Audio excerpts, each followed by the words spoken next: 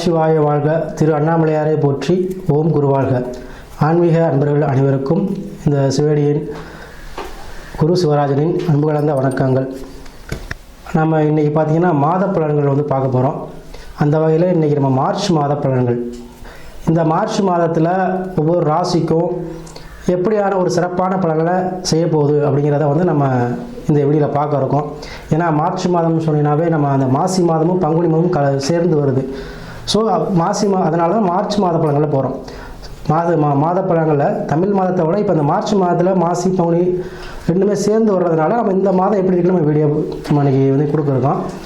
அந்த வகையில் அந்த மார்ச் மாதம் பார்த்திங்கன்னா சுப முகூர்த்த தினங்கள் நிறையா வருது. பார்த்திங்கன்னா மார்ச் 5 வியாழக்கிழமை, ஒரு வியாழக்கிழமை சுப முகூர்த்தம். அதே மாதிரி மார்ச் 6 வெள்ளிக்கிழமை. அதே போல் மார்ச் 8 ஞாயிற்றுக்கிழமை. அப்புறம் பார்த்திங்கன்னா மார்ச் 16 அது பங்குனி மாதம் 2ஆம் தேதி, அது திங்கட்கிழமை. அதே போல் மார்ச் 25 பங்குனி 11 புதன்கிழமை, இது வளர்பிறை முகூர்த்தம். ஸோ இது எல்லாமே இந்த மாதத்தில் உங்களுக்கு வருது. ஸோ சுப காரியங்கள், சுப நிகழ்ச்சிகள், இல்லத்தில் இல்லை பால் காய்ச்சறதோ, புதுமனை புகுவிழா, இந்த மாதிரி எந்த விசேஷம் வச்சாலும் இந்த சுப முகூர்த்த தினங்களில் வச்சுக்கோங்க, நல்லாயிருக்கும்.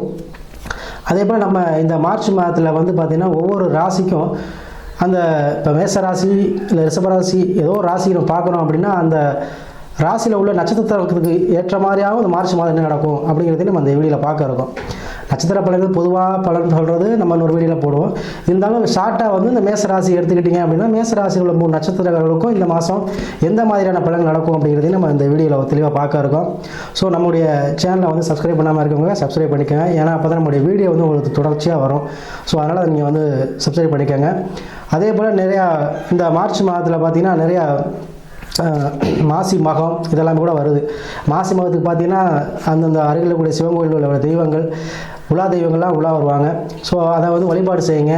அதை அந்த நேரத்தில் மாசி மகத்துக்கு கிராமங்களாக இருந்தீங்கன்னா கிராமங்களுக்கு தெய்வங்கள் வரும். ஸோ உங்களால் முடிஞ்ச அன்னதானம், பொங்கல் ஏதோ வச்சு கொடுங்க. இதெல்லாம் சிறப்பான விஷயத்தை உங்களுக்கு சிறப்பான பலன்களை தரும். குடும்பத்தில் கஷ்டங்கள், சூழ்நிலைகள், பிரச்சனைகள், இல்லை கணவன் பிரச்சனை எதாக இருந்தாலும் இதை நீங்கள் செஞ்சீங்கன்னா அதாவது நம்மளை தேடி தெய்வம் வரும்போது நம்மளும் இல்லாதவங்களுக்கு நம்ம செய்யணும். அதாவது குறிப்பாக அன்னதானம் செய்யணும். ஸோ அதை செஞ்சிங்கன்னா நல்லாயிருக்கும். ஸோ அதனால் சிறப்பான இந்த மார்ச் மாதத்துக்கு நம்ம ஒவ்வொரு ராசிக்கும் இப்போக்கி நம்ம பலன்களை பார்ப்போம். அந்த வகையில் நம்ம இன்றைக்கி துலா ராசிக்கு மார்ச் மாத பலன்களை பார்க்க இருக்கோம். பொதுவாக அந்த மார்ச் மாதத்தில் துலா ராசிக்காரங்களுக்கு பார்த்திங்கன்னா மன மகிழ்ச்சியை கொடுக்கக்கூடிய மாதமாக இந்த மாதம் அமைய போகுது. ஏன்னா அந்த ராசிதான் சொல்லக்கூடிய சுக்கிர பகவான் பார்த்திங்கன்னா ராசிக்கு 5ல் இருக்கார். ராசிக்கு 5ஆம் சொல்லக்கூடிய கும்பத்தில் இருக்கார். ப்ளஸ் அவங்களோட பார்த்திங்கன்னா சூரியன், சுக்கிரனோட சூரியன், செவ்வாய், புதன், ராகு எல்லாமே இருக்காங்க. ஸோ பூர்வீகம் சம்மந்தப்பட்ட இடப்பிரச்சனை, பூர்வீகம் சம்மந்தப்பட்ட சொத்து பிரச்சனை, பூர்வீகம் சம்மந்தப்பட்ட பிரச்சனை, உயில் பிரச்சனை, டாக்குமெண்ட் பிரச்சனை, இது எல்லாமே உங்களுக்கு ஃபேவரட்டாக கிடைக்கக்கூடிய மாதம் இந்த மாதம். ஏன்னா ராசிக்கும் 8க்கும் உடைய ஒரு சுக்கிர பகவான் 5ல் இருக்கார். 5ஆம் பாவத்தில் இருக்கும்பொழுது உங்களுக்கு உழைப்பில்லாத வருமானம், சரிங்களா? அதாவது நீங்கள் ஒன்றும் செய்ய வேண்டாம். இந்த ஒரு நாள் பார்த்திங்கன்னா ஒரு தொழில், ஒரு கடையோ இல்லை ஒரு வேலைக்கோ போயிருப்பீங்க, நிறைய எஃபெக்ட் போட்டு வேலை பார்த்துருப்பீங்க, இல்லை தொழிலையும் சரி ரொம்ப சின்சியராக இருந்திருப்பீங்க. ஆனால் வருமானம் கம்மியாக இருந்திருக்கும். ஆனால் இந்த மாதம் பாருங்கள், நீங்கள் ஒன்றுமே செய்ய மாட்டீங்க, சரிங்களா? சிம்பிளாக ஒரு 1000 ரூபாய்க்கு வாங்கி நீங்கள் தொழில் ஆரம்பிச்சிங்கன்னா கூட வருமானங்கிறது பார்த்திங்கன்னா 1500 ரூபா, 2000 ரூபா இந்த மாதிரி விஷயங்கள் கிடைக்கக்கூடிய மாதமாக இருக்கும். அதாவது ரெட்டிப்பு லாபம் கிடைக்கக்கூடிய மாதம். அதே போல் லாட்ரி யோகம், கண்டிப்பாக லாட்ரி எடுக்கலாம். அதே போல் இந்த அதிர்ஷ்டம் தரக்கூடிய விஷயங்கள் எதுவாக இருந்தாலும் நீங்கள் நம்பி செய்யலாம். அந்த விஷயத்தில் உங்களுக்கு நன்மையை தான் செய்யக்கூடிய மாதமாக இந்த மாதம் இருக்கும். அதுபோல் குழந்தைகள் விஷயத்தில் உங்களுக்கு சிறந்த ஒரு பலனை தரப்போகுது.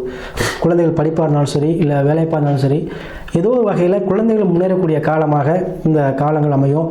படிப்பு விஷயத்தில், போட்டி, எக்ஸாம், வேலை, எந்த விஷயமா இருந்தாலும் குழந்தைகளுக்கு நன்மை தரக்கூடிய காலம் இந்த மார்ச் மாதம்.